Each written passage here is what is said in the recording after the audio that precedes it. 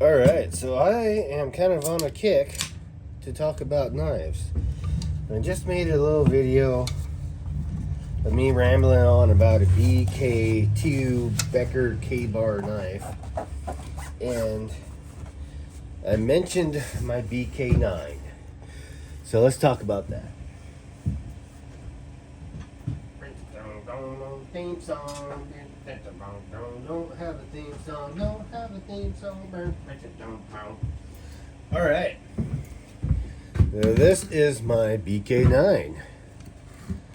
As you can tell, I have a different sheath for it. Comes with a cloth sheath. That like I said in the other video, I don't care for cloth sheets or leather sheaths because they get mildew and they get wet and they get soaked. These plastic sheaths shed water a lot better. They hold up pretty good. They come with little drain holes, or you can't really, there you go, in case water does get into it. So I found this sheath online on Amazon, and I can't think of off the top of my head the maker of it, but I'll put it in the description below.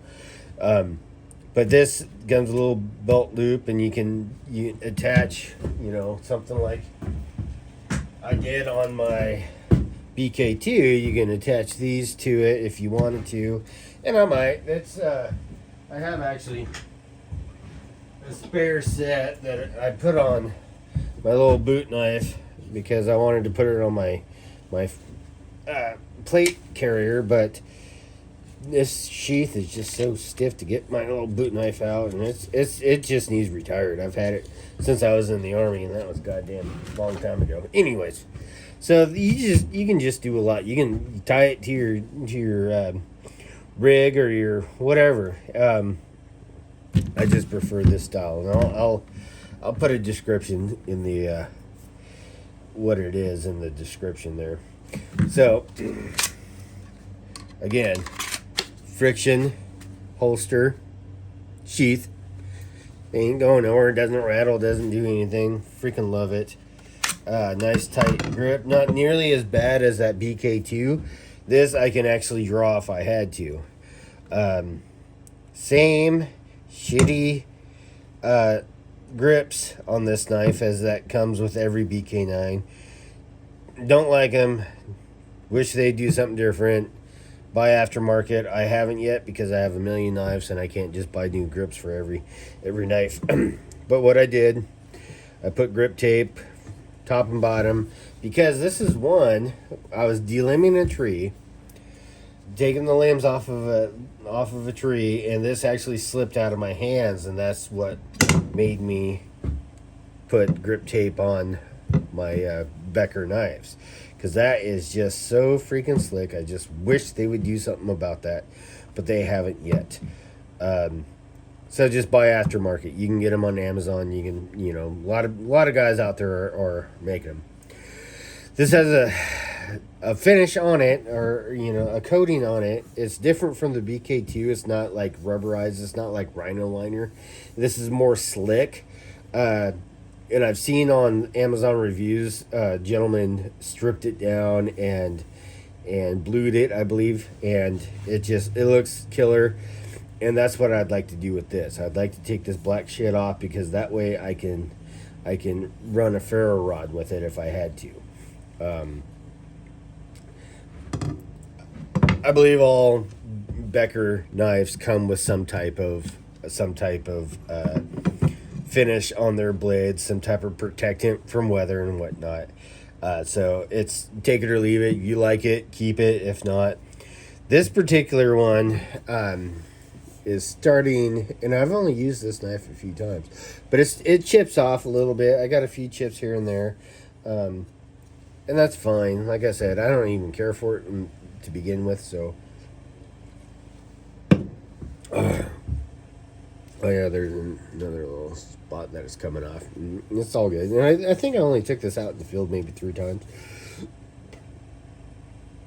Let's talk about pros. Nice thick spine.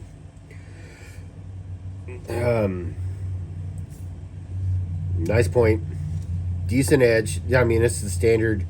It's the standard K-bar edge, just like I talked about with the BK2. It's sharp.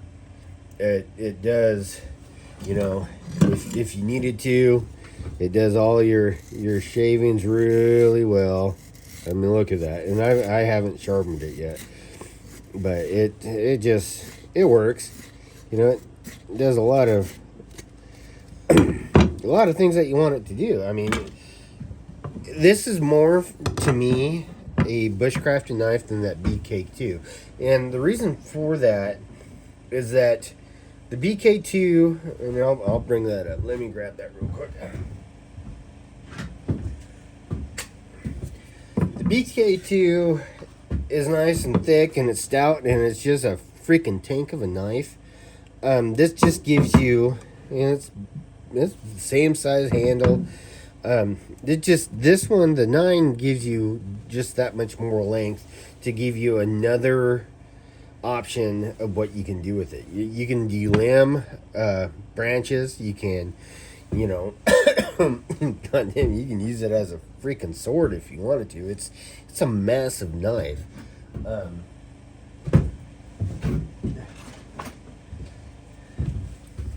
It's a full. It's freaking almost 15 inches. It's 14 3/4, let's say, compared to the BK2, which is 10 3/4. So it's a good 5 inches more. It's easier to baton, obviously, because if you have a chunk of wood, I mean, you have all of that surface, you know, you have a good 9 inches of surface or more to whack on, opposed to, you know, just maybe another 4 inches of I mean, that's splitting hairs, really, because if you can't hit a 4-inch target, then, I mean, you have other issues. But, yeah. So, I mean, it's really everything I have to say about the 2, I can say about the 9, but just a little bit more. Weight, yeah, it weighs a lot more. But, I mean, does it really? I mean, it has less, it's made out of less steel, so it doesn't feel, I mean, it does feel heavier, but it doesn't feel a whole lot heavier. You're not really going to notice a whole lot as it comes to weight.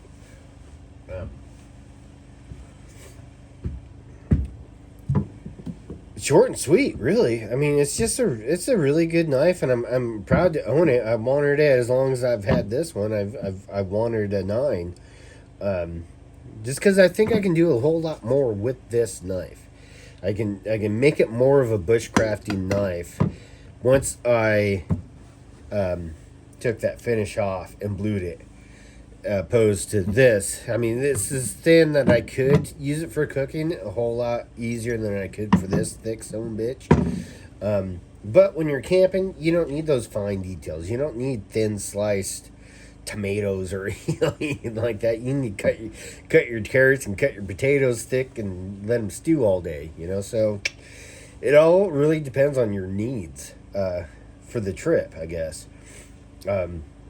But you can just do a little bit more with this one because of the length. And because of it's just a little bit thinner. It cuts through stuff a little bit easier than this thick son of a bitch. But I mean, I love both these knives, really. And I have a hard time choosing what one to take with me when I go.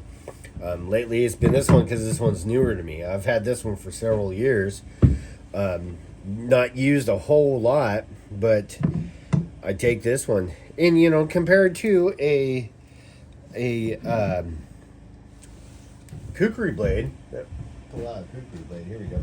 Here's my Kershaw 1077. You know, it's not a whole lot smaller. It does not weigh. I mean, the kukri weighs more. Spine's about the same size. Maybe the 9's a little bit thicker.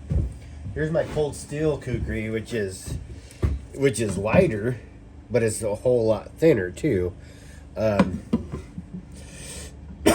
So I mean, and it is this steel, cold steel is much larger, and I've had this one for years, for 10 years, and it's been a good kukri blade to me, and this has been my machete uh, throughout throughout a long time. It's been good, and I just recently retired this for that one. And, yeah, that cold steel is heavier for sure. But we're not here to talk about those. We're not even here to talk about it.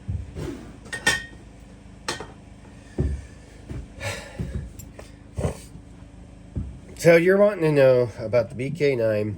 Love it. I love all Becker knives, man. I do. I just wish they would figure out something different for their scales and not rely on us to just buy aftermarket scales for it.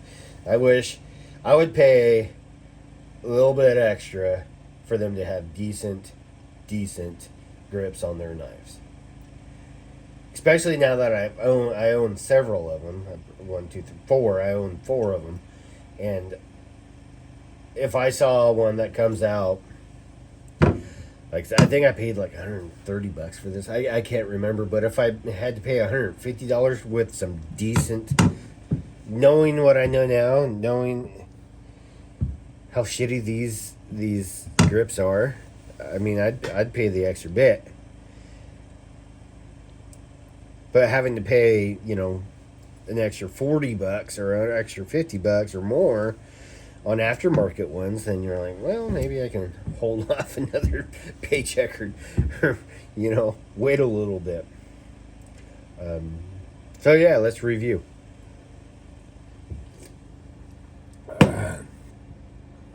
Original sheath. I don't like it. I think it's crap. That's why I got this one. And I'll let you know what brand it is, but it's killer. Grip suck, edge is good, thickness is good. It just cuts. It's a good knife. It's a good knife, and if you're on the edge between buying this or a kukri blade, buy a quality kukri blade. Like Cold Steel, K-Bar. K-Bar makes a killer one, but they're expensive. For me, anyways. Kershaw, I really like that Kershaw one that I have.